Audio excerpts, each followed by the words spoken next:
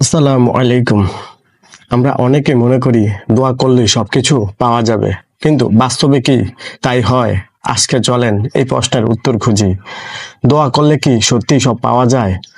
আমরা যখন দোয়া করি তখন মনে করি যেটা চেয়েছি সেটা এমনি বা খুব শীঘ্রই পাবো। আর যদি না পাই তখন অনেকেই মনে করে আল্লাহ তা হয়তো শুনলেন না। কেউ কেউ হতাশ হয়ে দোয়া করাও বন্ধ করে দেয়। কিন্তু আসলে আল্লাহর কাছে চাওয়া মানে শুধু পাওয়া না, বরং এটা একটা পরীক্ষা, একটা ভরসা, একটা চুক্তি।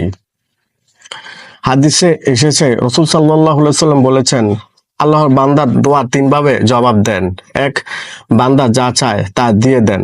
দুই, তার চেয়েও ভালো কিছু দেন। তিন, কিংবা কোনো বিপদ দূর করে দেন। তুমি একটা চাকরি চাইছো, হয়তো আল্লাহ সেই চাকরি দেননি, কারণ সামনে আরো ভালো কিছু আছে তোমার জানা নেই, কিন্তু আল্লাহ জানেন। তুমি কারো ভালোবাসা চাও, আল্লাহ সেটা দেননি, হয়তো সেই মানুষটাই তোমার জন্য ঠিক না। আমরা অনেক সময় চাই দোয়া করলাম, সাথে সাথে ফল পেতে চাই, কিন্তু আল্লাহর কাছে সময়ের হিসাব আমাদের মতো না। তুমি এক সপ্তাহ দোয়া করলে হয়তো আল্লাহ 1 বছর পর দিবেন, যখন যেটা তোমার জন্য সবচেয়ে উপযোগী হবে। যেমন ধরো, তুমি আজ একটা কাজ চাচ্ছ, কিন্তু তোমার প্রস্তুতি এখনো হয়নি। আল্লাহ জানেন তুমি একটু সময় নাও, তোমার শক্তি গড়ে তোলো, তারপর দিবেন। অনেক সময় আল্লাহ না দিয়ে তোমাকে বড় একটা বিপদ থেকে বাঁচান, তুমি জানো না, কিন্তু তিনি জানেন। হয়তো তুমি এক জিনিস চাও, যেটা পেলে তুমি বিপদে পড়তে, সেই কারণে আল্লাহ সেটা দেননি। তুমি কষ্ট পেলে, কিন্তু দীর্ঘ মেয়াদে সেটা তোমার জন্য ভালো। তাই দোয়ার ক্ষেত্রে সবচেয়ে জরুরি হলো বিশ্বাস আর ধৈর্য।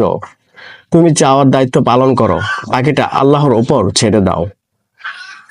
আল্লাহ বলেছেন, আমার কাছে চাও, আমি তোমাদের দোয়া কবুল করব।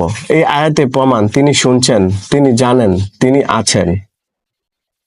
সুতরাং দোয়া করলে সবকিছু হয়তো পাওয়া যায় না, কিন্তু সবকিছুর জবাব পাওয়া যায়।